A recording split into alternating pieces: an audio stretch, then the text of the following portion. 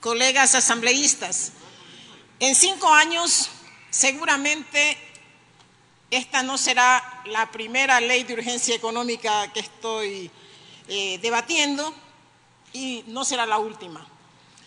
Tampoco será la primera vez que escucho discursos muy optimistas sobre los resultados de aplicación de la ley. A lo mejor cambiaron los nombres y los bloques desde donde salen esos discursos optimistas, pero también puedo ver la metamorfosis política de algunos y el cinismo de otros para decir que lo que ayer fue bueno, ahora es malo. Yo quiero hablar de algunas realidades políticas porque no se puede hablar de una ley de urgencia económica sin hablar del contexto, de la coyuntura en la que estamos debatiendo esta ley. ¿Qué es lo que nos decían las estadísticas, las cifras del INE la semana pasada? 161,000 trabajos adecuados se han perdido en este semestre, en el semestre de este año. Y nos hablaba también de que el trabajo informal, de que la informalidad se ha disparado al 48%. O sea, 1 de cada 2 trabajadores ecuatorianos está en la informalidad. Pero también hay que hablar de otras cosas, que no es de lo que sentimos los asambleístas en estas 4 paredes del Pleno, ni tampoco lo que sienten los grupos pequeños que van a ser beneficiados con algunas estipulaciones de esta ley de urgencia económica. Hablemos de cómo se sienten la mayoría de los ecuatorianos, eso que uno aprende cuando vive permanentemente en el territorio. La mayoría de los ecuatorianos se siente desesperanzados. La mayoría de los ecuatorianos se siente pesimista. La mayoría de los ecuatorianos no cree ni tiene confianza en lo que está haciendo el Ejecutivo respecto del manejo de la economía, ni lo que hace esta Asamblea respecto del tratamiento de estas leyes. La mayoría de los ecuatorianos sienten que la economía va para peor, no va a mejorar, señores. Y nosotros tenemos que asumir ese sentir del ecuatoriano, porque ese que sabe que para llevar la comida a sus hijos ahora no tiene trabajo y que tiene que salir a vender corviches en la esquina. Esa es la verdad, esa es la realidad.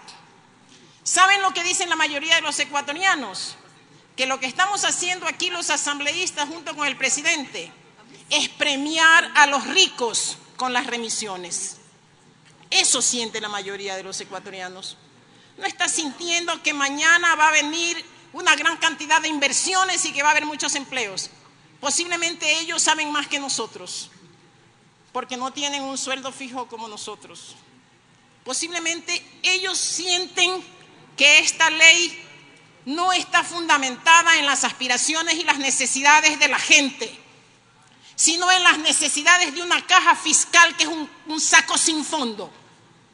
De ahí vienen las remisiones. Y claro, algunos se aprovechan, porque el gobierno está necesitado. Así que sí, como grandes empresas podemos hacer un negocio más con este necesitado, entonces vamos a aprovechar las circunstancias. No somos simpatizantes de las remisiones que premian a los incumplidos. Y no podemos simpatizar, y somos coherentes, y no podemos simpatizar con las remisiones que favorecen y que premian a los que más tienen, cuando fuera de esta asamblea, donde estamos hablando cosas maravillosas de esta ley, se está discutiendo el tema de los subsidios. Se está diciendo que la factura la pagarán los más pobres y la clase media. Y de eso se habla fuera de la Asamblea. Entonces, la gran interrogante al presidente de la República, que es el responsable de la política económica, ¿por qué envía una ley de urgencia económica para hablar de fomento productivo y desde el exterior, desde otro país, nos lanza a través de los medios de comunicación su intención de medidas económicas? De esas medidas económicas debemos debatir aquí. de esos efectos sociales sobre la mayoría de los ecuatorianos se debe hablar aquí. Lo primero que debió hacer el Ejecutivo es mandar el Plan Integral de Sostenibilidad de la Economía, que lo estamos demandando desde hace varios años, porque ahora nos vienen a decir que el Fondo Monetario Internacional por fin descubrió que el problema de la economía del Ecuador es el déficit presupuestario, que el tema de la economía del país es el excesivo endeudamiento. Es que no lo hemos dicho aquí tantas veces. Es que no sabíamos que esta economía iba hacia el despeñadero. Y ahora lo descubrimos porque el Fondo Monetario Internacional lo dice. Es que no habíamos dicho ya que el déficit de los presupuestos que aquí han pasado, porque la mayoría decían que eran maravillosos y porque decían que no habían sobrepasado el límite de la deuda, porque ahí sí encontraban unas fórmulas maravillosas para decir que todavía podíamos seguir endeudándonos. Y ahora cambiaron el discurso. Y ahora descubrimos esas cosas que ya las habíamos dicho aquí cuántas veces. Y esta asamblea siempre, y seguimos en el mismo camino, de dejar que el Ejecutivo imponga. Porque ahora como fueron 10 años de saqueo, de robo, pero no olvidemos que son 11 años de ineficiencia, porque seguimos en la misma ineficiencia y en la misma insensibilidad, en la falta de decisión para tener un gasto público racional, para mejorar la calidad del gasto.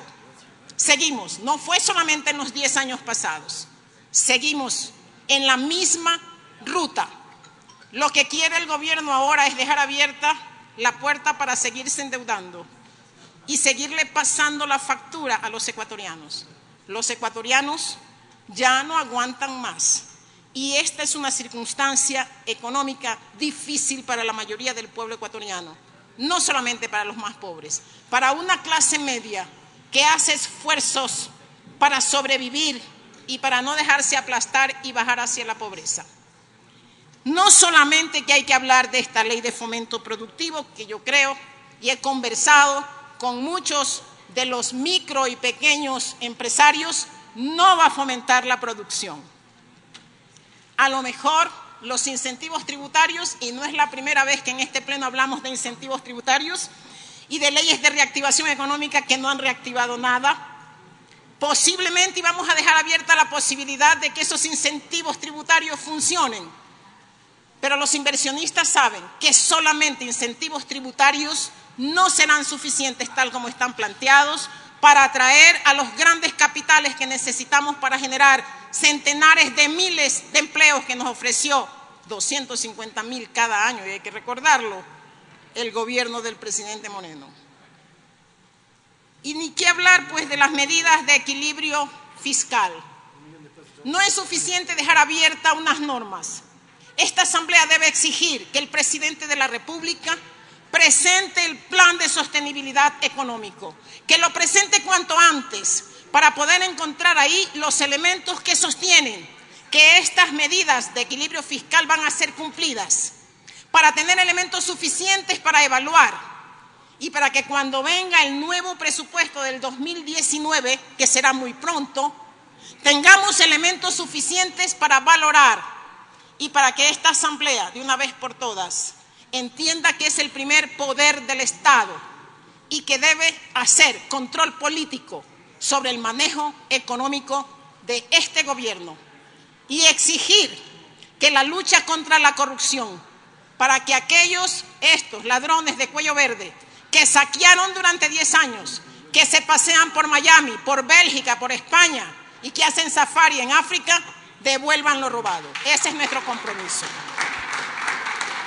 Muchas gracias, amigos. Gracias. Tiene la palabra.